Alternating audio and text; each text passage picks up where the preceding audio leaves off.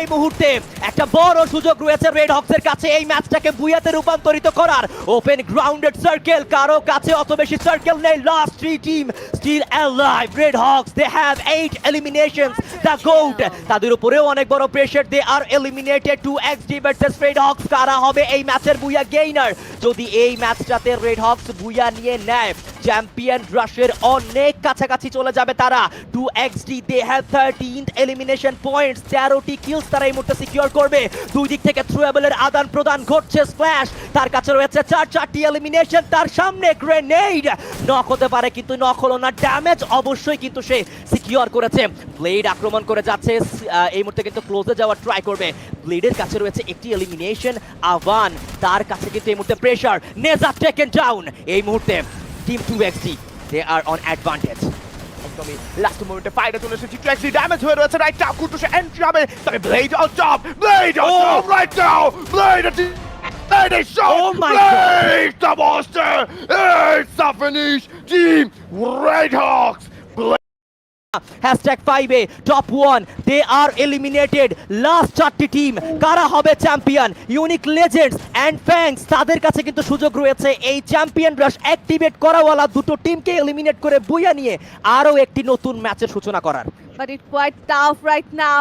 RHK already on a mission. RC তারাও বদ্ধপরিকর এই মুহূর্তে এই পয়েন্ট টেবিলটাকে লক করার জন্য।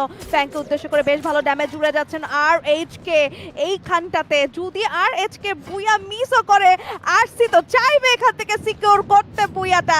এই সিনারিও শুধু ডিফারেন্ট হতে পারে যদি RHK বনাম RC আমরা দেখি, সেক্ষেত্রে হয়তো বা ফ্যাং একটা চান্স নিতে পারে বুয়াটি কেড়ে নেওয়ার। লেটস সি, 3টে team full roster player, red hawks, red cliff and fang একসাথে রয়েছে।